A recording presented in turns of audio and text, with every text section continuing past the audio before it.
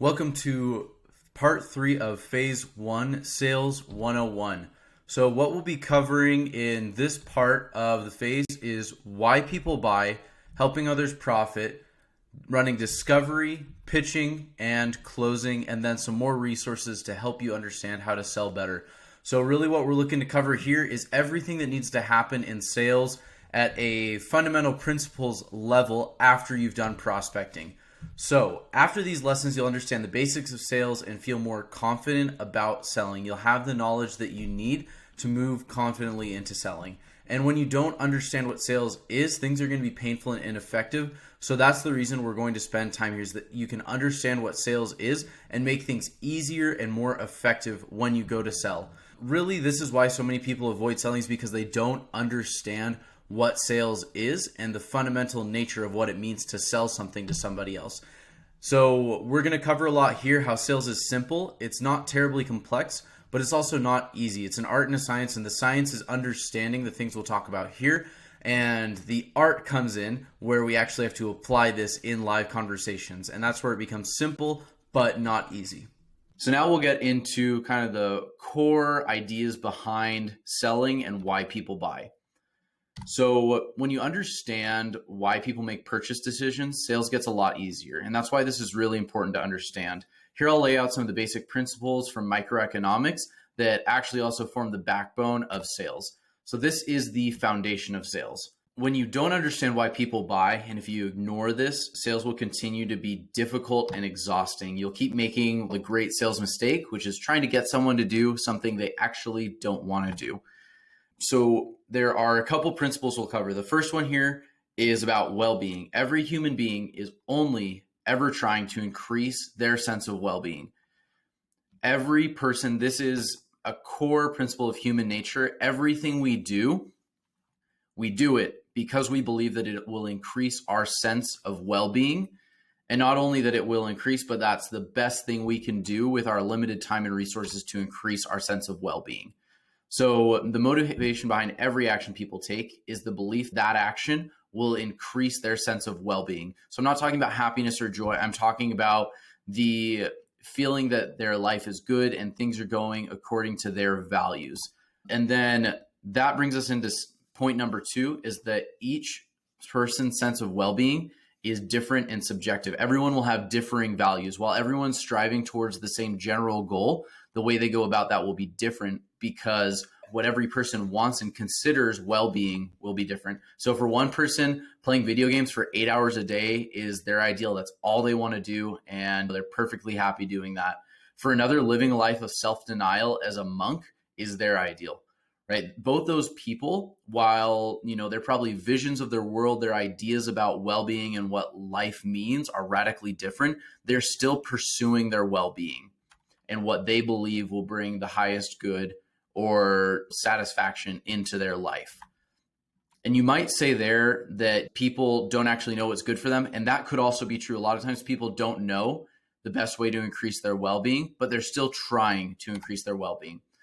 Next principles we'll cover are profit and scarcity. So for profit, what I mean by profit when we're talking in this discussion is not about money, like revenue minus cost equals profit, but it's measured in well-being. So the profit is the amount of perceived well-being a person receives from a transaction greater than the well-being they gave up in price. So it's, if I buy a car for $5,000, then the profit is the increase in well-being I got from having the car over giving up $5,000. Having $5,000 in my bank account has some value of well-being to me as a person, but having that car that I purchased for $5,000 would be more than that. So that's what the profit is. It's that net increase in perceived well-being. So it turned it into a simple math equation is profit equals the benefit minus the price. So if the perceived profit is less than 0, people will not buy. That means if they believe that the price is more than the benefit they'll believe they receive from a transaction, they won't buy. And then principle number 4, scarcity. People don't have unlimited resources and have to make optimal choices to increase their well-being. So I can't purchase everything that I believe will increase my well-being because I don't have an unlimited amount of money. All the potential offerings compete for my limited capital or my limited money, and I have to discriminate on how to best spend my money to increase my well-being. So when it comes to selling, I could prove to someone that I have a product at a price that will actually give them a profit, but they could still decide not to buy with me because they see another way they could use that money and the time and the cost involved of adopting my solution to increase their well-being in a different way that would actually be more profitable for them. Next, we're going to talk about money and then actually making buying decisions. So we need to understand what money is. And this is a huge problem I see a lot of salespeople have as well. They don't know what money is. Money is how people intuitively measure exchanges and well-being. So think of money as an IOU from society. Society says, hey, you helped increase the well-being of members of society by X amount, and we measure that in the United States in dollars. And now you have a credit with society to redeem for your own well-being increases, right? That is really all that money is. Money is just a placeholder for value. And you can think of value as this exchange of well-being increases. When you invest in society, society gives you money, and whether that's time, service, capital, and then you can go spend that with other members of society to increase your own well-being. You have to think about money that way when we're selling. And then the decision is people will decide to buy if they feel that the cost, so money plus adoption, so how much money a solution costs or an offering costs plus the cost of adoption is less than the increase in well-being they believe they'll get. And this is one point where morality comes into selling, because there are immoral sellers who will get people to believe that the well-being increase is greater than it actually is. And so please be moral when you go to sell and make sure that you're being honest about the increase in well-being, or let people decide for themselves. Don't try to unduly influence them, and accurately represent the costs and the benefits. The other thing to consider in making a purchase decision is that this is the best way that someone can spend their societal IOUs, their money.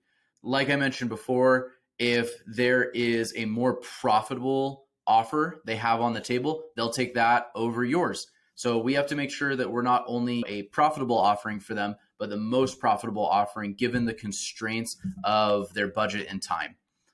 So now let's talk about what you're actually selling. What are you really selling? Is it software? Is it a few features a competitor doesn't have? Is it actually a better mousetrap? No. What you're selling is the well-being improvement in ways the customer cares about. So bringing all of this together, every human action is aimed at increasing well-being, and people's ideas of well-being differ. People profit when they can transact and increase their net well-being. And then people have limited resources to increase their well-being. So those first 4 points are really the fundamental of these conclusions that we draw. So everyone's always trying to make their life better. But what people think is better is different. That's subjective. And then people can profit. They can successfully make their life better when they can engage in transactions, or they can buy things that increase their net well-being.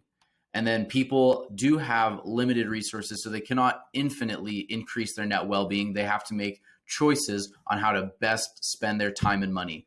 Money is how we measure and transact increases in well-being. Remember, it's an IOU from society.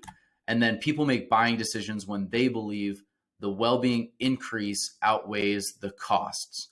So the perceived benefit has to outweigh the cost of adoption and the money they'll give up. And then finally, people do not buy features. They don't buy items.